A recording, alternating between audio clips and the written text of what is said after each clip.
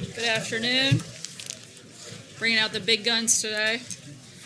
Since President Trump took office, the economy has created nearly 3 million jobs and the unemployment rate has fallen to 3.8%, matching the lowest level in nearly 50 years. The Bureau of Labor Statistics reported today that job openings hit a record high of 6.7 million in April, meaning job openings outnumber those that are unemployed. American workers looking for new opportunities are finding them because of this president's policies of lower taxes, deregulation, and fair and reciprocal trade. America's economic potential has been unleashed. I've invited the chairman of the President's Council of Economic Advisors, Kevin Hassett, to join us today and offer more details about the growing economy and take your questions on this topic. After that, I'll be happy to come up and take questions on news of the day. Thanks. Thank you, Sarah. And, I watch these things a lot, and I was noticing that not everybody's always in the best mood. And so I told Sarah, what you guys need are some charts, right? And so we've got some charts for you today. Yeah, I know. Yeah, I could see. There are a lot of nodding people. Okay, so I think that Sarah said it best, that we're in, as the president has tweeted, one of the best economies I've seen in my career. And that there are a number of facts that have developed over the last few months that are, I think, confirming some of the stuff we talked about last fall when we talked about, it was maybe November, the tax bill and the economic impact that the tax bill might have on the economy. In addition, the president has pursued a trade agenda and deregulation, and we're beginning to see the effects of all of this in the data. And the first slide, if we can get it, is one of my favorite ways to just look at a summary of how the economy is doing is to look at the GDP growth over the previous year. And you might recall when President Trump ran for office and when he came in and when I first started at CEA almost a year ago, that we were looking ahead to 3% growth, and everybody said, no, we've got a new normal, those blue lines which you see during the Obama years, where we've got growth in the ones, maybe up to 2 if we're lucky, but we could never get 3% growth again. Well, in the latest data that we have, we've got growth year over year that's just a smidgen less than 3%. And the Atlanta Fed GDP Now number right now is that second quarter GDP will be high enough to make the year over year growth about 3.1 or 3.2. And so if you look at this chart, you can see that there's been a clear trend break and that we've gone from a new normal of low growth to just normal, which is the 3% growth that Americans used to expect. Could I have the next slide, please? In this chart, I want to show something that we again talked about in the fall, which is that one of the reasons why we had such low growth in the previous administration is it was so anti-business, and it was basically discouraging capital formation in the U.S. with inappropriate tax policy and high regulation. And you can see that in the data if you look at, for example, the blue dot from Q1 2015 to Q4 2015, business capital spending barely increased at all. And even in pre-election 2016, it stayed at about the same level. But subsequently, after the election, already we started to see a big increase in business sentiment and capital spending started to go up. And now that we've passed the tax bill, then you can see capital spending skyrocketing just as we said it would last fall. And that higher capital spending is exactly one of the key factors driving growth at this time. I can remember way back in the fall saying that if we passed the tax bill, we'd expect to see capital spending this year higher by about 10%. If you look at the last bar in the first quarter of GDP this year, capital spending was up 9.2%. Next slide, please.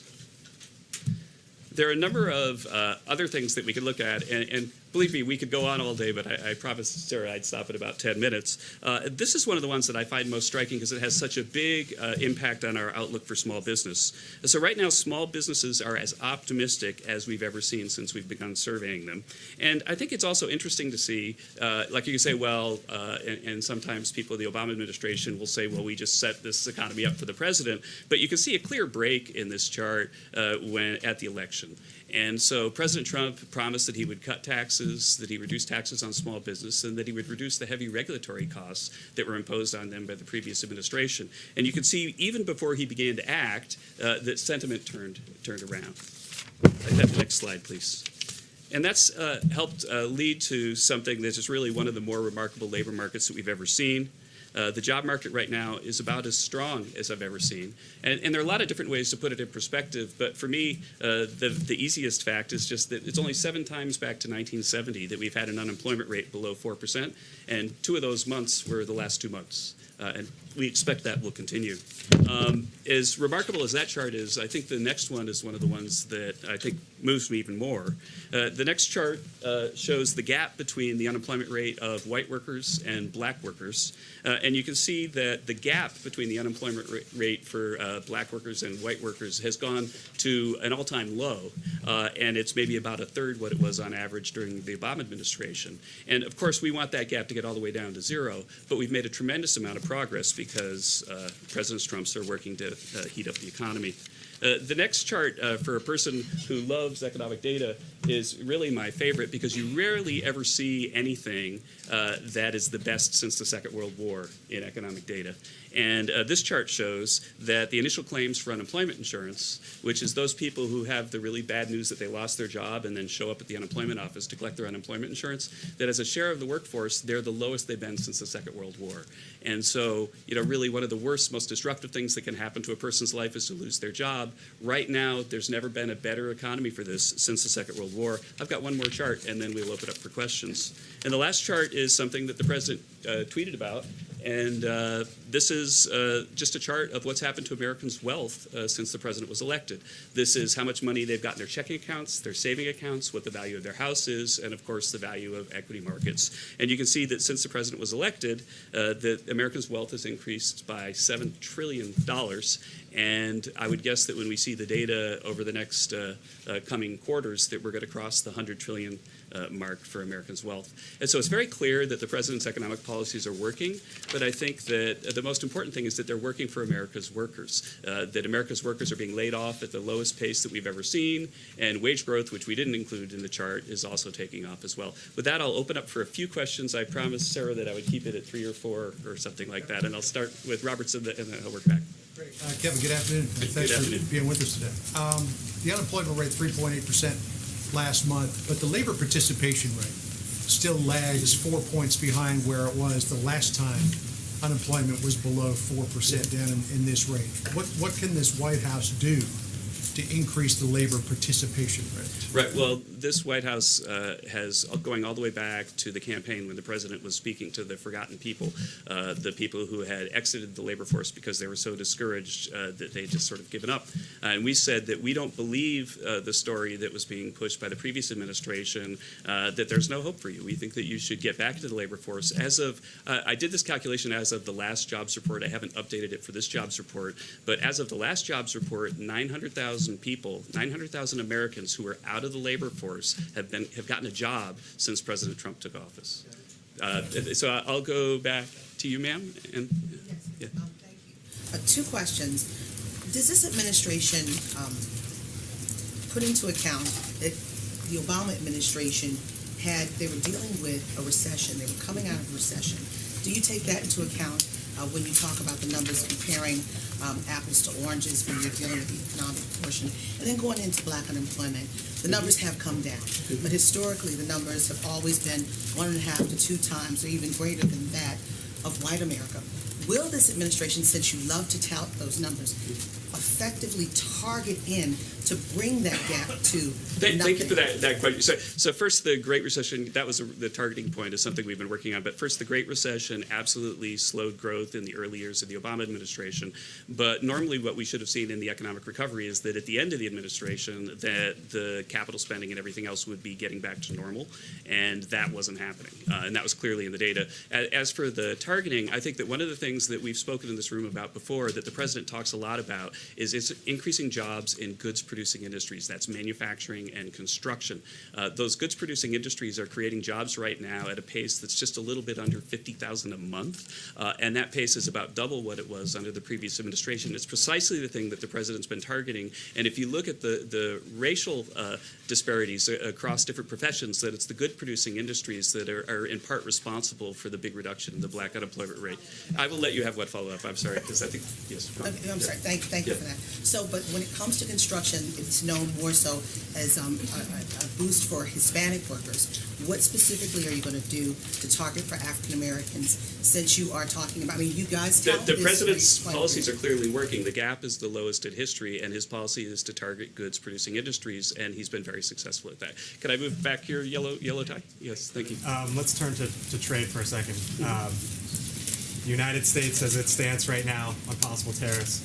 China has its stance on possible tariffs. Have you guys at all modeled at all if there is a trade war between the U.S. and China, how that would impact the U.S. economy? And as well, you've had Republicans over the last couple months who have said the one thing that can stall tax reform, the impacts on the economy as they see it, is the president's trade policy.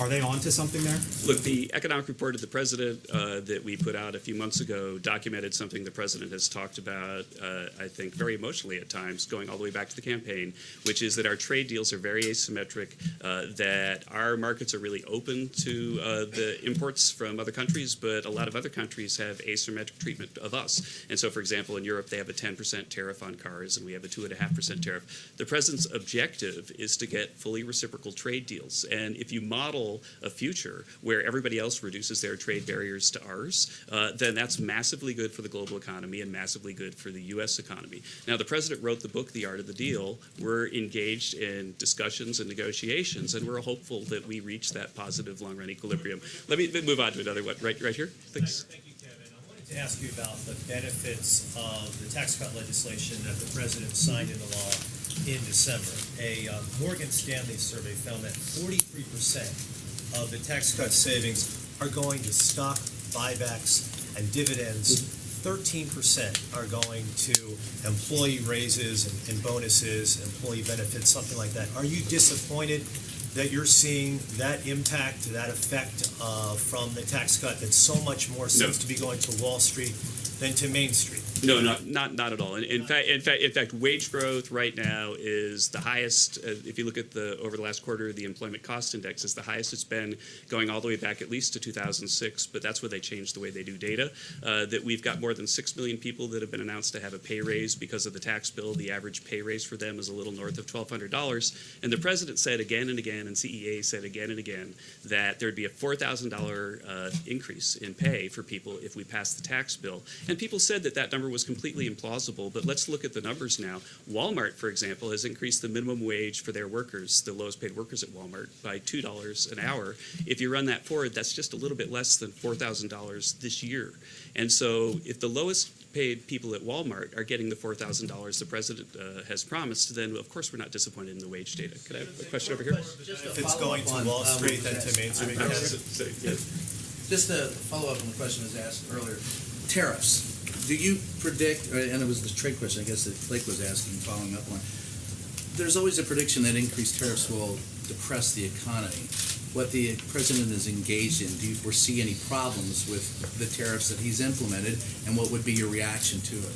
I think that the president is pushing our trading partners hard to make their deals fair for America's workers, and that's his objective, and there are ongoing discussions right now. And you know, I know a lot of other presidents. I was over here at one point as an outsider coming to talk to President Obama's team about this. A lot of other presidents have wanted to make better deals and failed, and this president is not going to fail at that. He's going to make better deals. Would that depress the economy, higher tariffs? Do you admit that could cause problems with the economy? We expect that this is going to work out well, and that we're going to get fair trade deals. Could I have back there the fellow? Yeah, thanks. Just following up on that a little bit, what you said here and what the president said also is that talking about tariffs would be more of a negotiating tactic as much as anything. How far though can this be as a negotiating tactic? I mean, you one that at some point have to pull the trigger if other countries don't do away with the trade barriers. Right? No, I reject the view that it's a negotiating tactic purely. For example, the steel tariffs were put in place as a national security concern. The president is the commander-in-chief. He's supposed to make those judgments. In a time of war, we need to be able to produce steel. I think that there are a lot of things going on in the 301 space, to use the inside baseball term. We're trying to get China to stop stealing more than $100 billion worth of our intellectual property every year and to open their markets to our products. And so there are a lot of things going on right now. I think last question, sir? Okay. Yeah. Indication of where we are in terms of the NAFTA negotiations right now. There's this idea out there that the United States might want to break up the NAFTA negotiations and do a direct deal with Canada, a direct deal with Mexico. Is that the right approach, and what do you think is coming first? I I think that the president's approach is to negotiate with Mexico and to negotiate with Canada and to make better deals. And I think that you'll have to talk to Ambassador Lighthizer to get an update on the current state of negotiations. So thank you very much. Thank you all for having me. Thanks, Kevin. Lastly, one additional update. The President and the administration applaud Senator Majority Leader McConnell and his decision to cancel the majority of the August recess and remain in session. There's been historic obstruction by Senate Democrats, and there is a long to-do list, including important nominations and appropriations bills that we hope they can get taken care of. And with that, I will take your questions. Jonathan. Sarah, on the president's decision to disinvite the Eagles, he's suggesting this is about the national anthem. Is the president aware that not a single player on the Eagles through the entire season knelt for the national anthem? The president's position on not just the anthem has been clear, but let's not forget this isn't.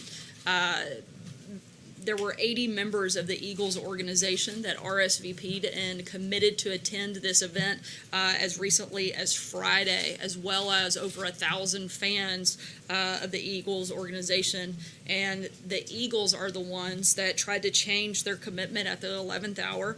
And the president, frankly, thinks that the fans deserve better than that. And therefore, we changed the ceremony to be a focus on celebrating our great country. Why is he Pamela? acting like this is about the national anthem? And is he concerned that we heard from Steph Curry and from LeBron James the suggestion that whoever wins the NBA championship, they're unlikely to be here? Isn't this about something more than the national anthem? Something other than the national anthem? Look, if this wasn't a political stunt by the Eagles franchise, then they wouldn't have planned to attend the event and then backed out at the last minute. And if it wasn't a political stunt, then they wouldn't have attempted to reschedule the visit when they knew that the president was going to be overseas. And if this wasn't a political stunt, they wouldn't have waited until Monday, well after 1,000 of their fans had traveled and taken time out of their schedules to offer only a tiny handful of representatives to attend the event. Pamela? Clear on that point, this isn't about the national anthem, it's about so few players coming in the end, correct? Certainly the president has been very clear what his position is in regards to the national anthem. We've never wavered on that. The president thinks that people should stand for the national anthem.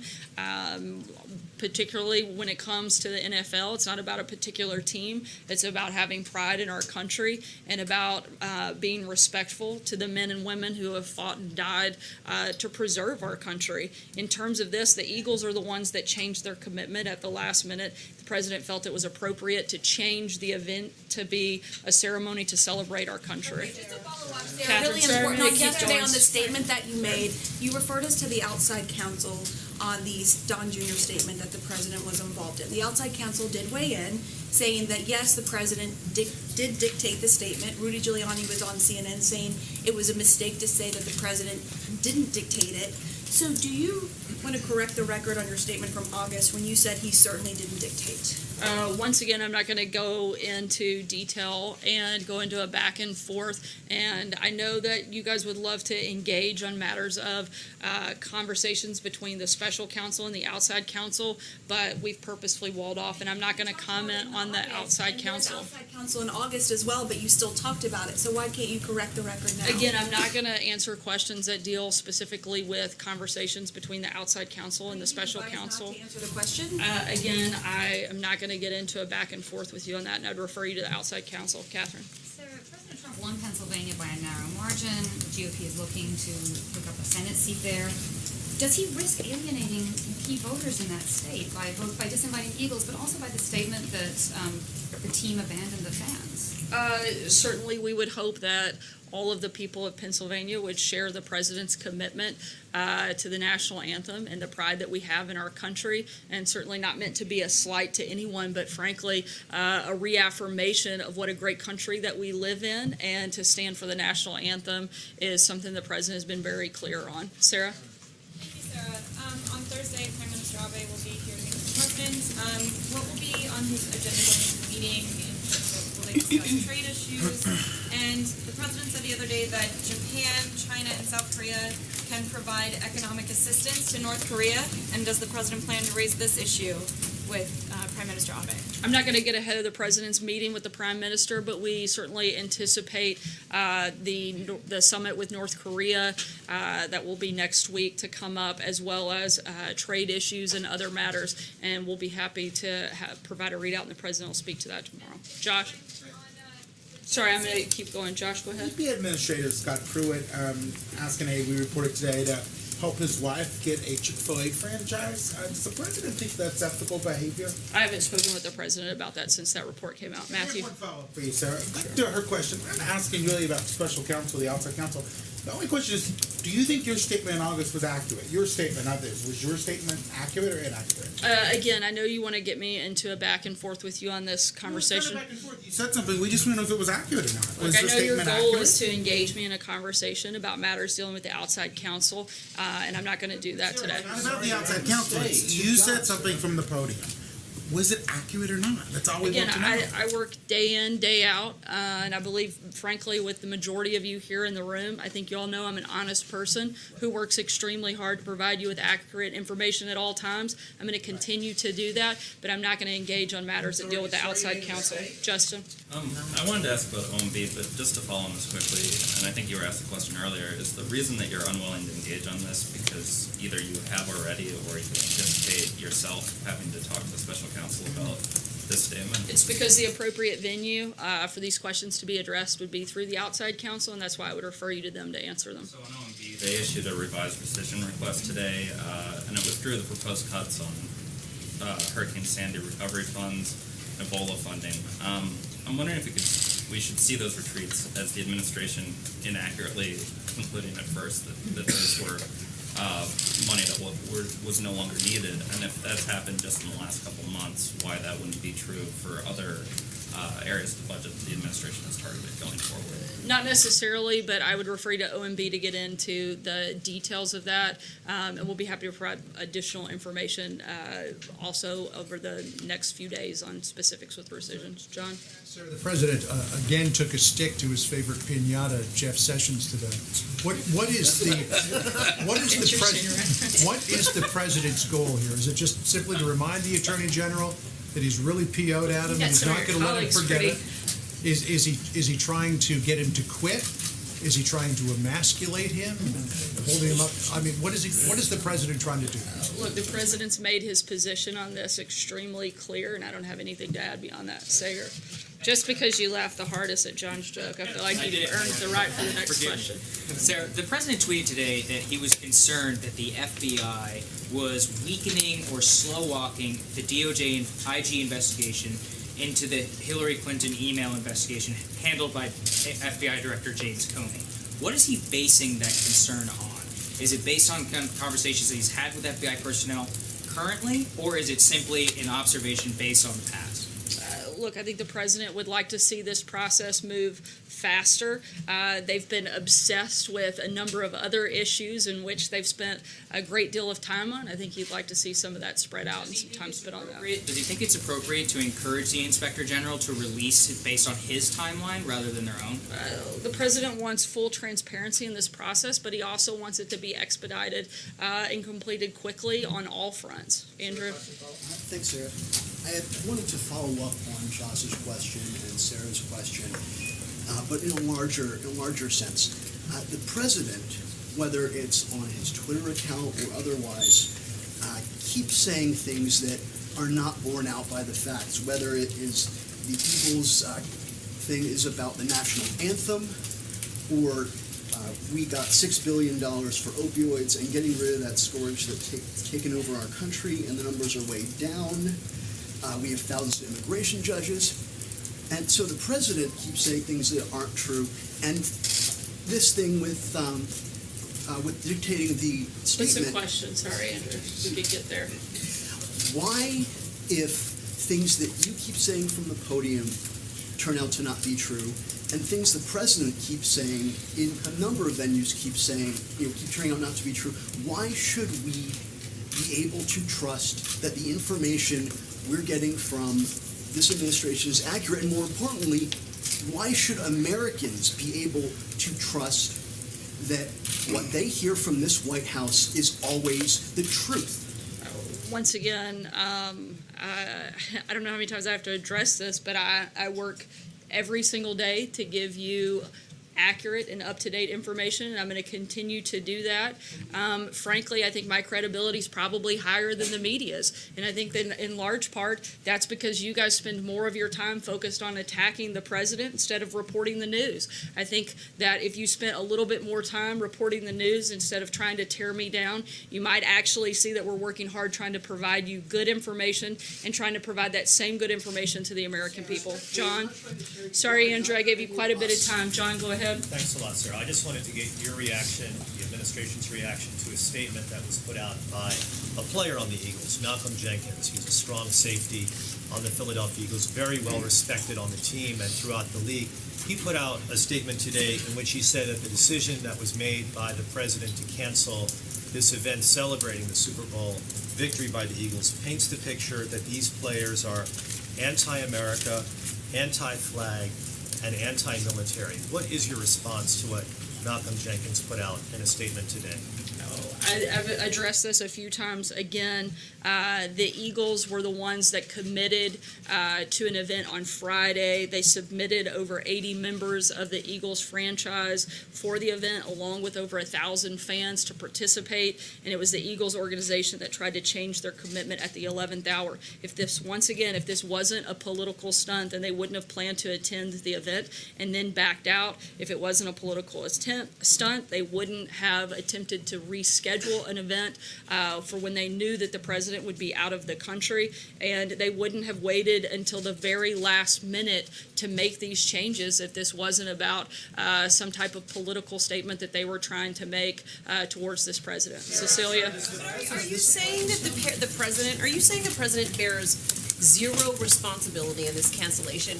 This is a president who called NFL players SOBs, who implied that some players who don't stand for the national anthem do not belong in this country. Does he bear zero responsibility for players like the Warriors and the Cavs not wanting to come and the Eagles bailing on this The president his position hasn't changed on this throughout the process, and the president's position was very clearly stated in a number of forums and venues, and the Eagles made the commitment to come and to be part of that event well after the president had established his feelings in regards to the national anthem. And once again, they made that change at the last minute, not the president. He's the one that has been completely consistent in his viewpoint when it comes to this. Steve?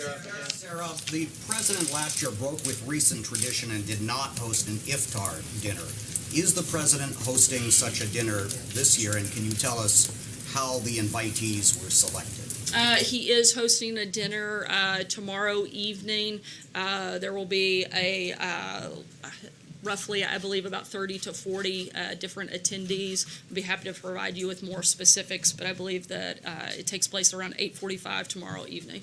Blake? Thank you. Let me ask you about two possible trade deals. The one involving the Chinese, in which it would be $70 billion of buying American products. The United States would back off its threat of tariffs. Is that something that President Trump would support?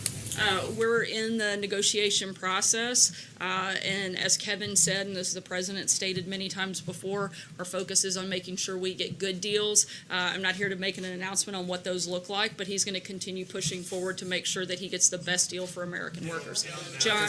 Real quick on NAFTA, Larry Kudlow said today, Eamon referenced it, that maybe the president wants to deal with Canada solely, with Mexico solely, and that the idea of negotiating NAFTA might be gone at this point. Is the possibility of getting to a NAFTA deal done as this administration sees it? It's not done, but again, the president is open to having individual deals, but he's looking at the best way to make sure he gets the best deal possible for American workers, and whether or not that's through NAFTA or other means, those options are on the table. John? Yeah, thank you, Sarah. Back to the issue of presidential pardons. There's been considerable furor in Illinois among Republicans, particularly supporters of the president and allies in Congress, such as Congressman Randy Hultgren, about him even suggesting commuting the sentence of former Governor Rod Blagojevich. Several party activists and colleagues of Congressman Hultgren are becoming increasingly outspoken. Is he going to go ahead with the commutation, or is he backing down, and is he aware of the criticism from supporters of his? The president hasn't made a final decision on that, but as you know, the president doesn't base his decisions off of the criticism of others, but on what he thinks is the right decision to make, and that's what he'll base it on. Dave? Sarah, the president is also meeting with lawmakers here this afternoon. What's on the agenda? A number of items will be discussed at that event, and we'll be sure to provide info afterwards. Hunter? Does the president still think his response to the hurricane in Puerto Rico deserves a 10 out of 10 score, now that estimates say almost 5,000 people died there? The federal response, once again, was at a historic proportion. We're continuing to work with the people of Puerto Rico and do the best we can to provide federal assistance, particularly working with the governor there in Puerto Rico, and we'll continue to do so. Peter? Any concern about the massive volume of the death toll there? The administration came out in support of the bakers' freedom of expression in yesterday's Supreme Court case. I guess I'm asking, why are athletes' rights to express themselves freely any different than the bakers? When it comes to the bakers, we're pleased with the Supreme Court's decision. The First Amendment prohibits government discriminating against the basis of religious beliefs, and the Supreme Court rightly concluded that the Colorado Civil Rights Commission failed to show tolerance and respect for his religious beliefs. In this case and others, the Department of Justice will continue to vigorously defend the free speech and religious freedom First Amendment rights. So I guess my question is simple. So if the White House supports the bakers' right of free speech, why doesn't the White House support the players' right to free speech? The president doesn't think that this is an issue simply of free speech. He thinks it's about respecting the men and women of our military. It's about respecting our national anthem, and it's about standing out of pride for that. Sorry, take one last question. Will he commit to a roundtable? Police-involved shootings. Will the president then, if it is about free speech and he supports these ideas, will the president commit to a roundtable with America's athletes on topics of social injustice? Certainly be happy to ask him. See you. Has he not considered, just for clarity, is it not something that has had any discussion to this point, given all the division in this country over this topic of social injustice? Certainly, we look at ways every single day to unify our country. The president has worked actively and tirelessly to be the president of all Americans. I think you can see that reflected in the policies that he's put forth. I think one of the biggest things that you've seen come out of this administration, frankly, that is far and vastly different than previous administrations, is providing economic opportunity for all Americans. And one of the greatest equalizers that we can have is to provide a level playing field. And the president has worked increasingly hard to make sure that that happens. Kevin spoke about that earlier, and he's going to continue to do that. Take one last question, Stephen. About police-involved shootings. Stephen. Is the president aware that this is Sorry, about Stephen, police-involved shootings and not about disrespecting the flag? Is the president aware Stephen, of that, Sarah, if you please? could go I ahead. understand you're going to Stephen, but I'm asking, there's an underlying issue, and it just keeps going about disrespect of the flag and soldiers. There are black and brown soldiers that fight in the military as well, who feel that taking a knee, bringing attention to police-involved shootings is something that this White House should deal with. Is the president aware that taking the knee is about police-involved shootings? The president has made his position crystal clear, and that it's about. I let you rudely interrupt me and your colleague. I'm going to ask that you allow me to finish my answer. I would be happy to answer it if you would stop talking long enough to let me do that. The president has made his position crystal clear on this topic. He feels strongly that standing for our national anthem is something that we should do, something that matters to what makes our country special and unique and what sets us apart. He's not going to waver on that, and he's not going to apologize for it. And frankly, more than 70% of Americans agree with him on that matter. If you go back to what the original intent was, this has been made a political argument of which the president is not going to back down from, and he's been clear on it. Stephen, last question. April, I've addressed your question. I'm not going to continue to engage with you. Stephen. The NFL is now telling people they have to stand. Will the president deal with the issue of police-involved shootings? I'm going to deal with the issue of addressing your colleague's question. But it's a real question. Can you take it to the president and come back to us with it? Stephen, go ahead. Always happy to yield to a colleague, but let me ask Thank you you. about Scott Pruitt. Because the two Republicans who represent Iowa in the Senate have had it with the EPA administrator. Chuck Grassley said that Pruitt has betrayed the president Joni Ernst says that Pruitt is as swampy as you can get. Josh and his colleagues report in the Washington Post today new elements of just how swampy that is. So let me ask you, how is it, in the face of all that we've learned, how is it that President Trump continues to have confidence in the EPA administrator, assuming that he still does? Once again, I haven't had a chance to speak with the president directly about the Washington Post's new report. We continue to have concerns and look into those, and we'll address them. Thanks, guys.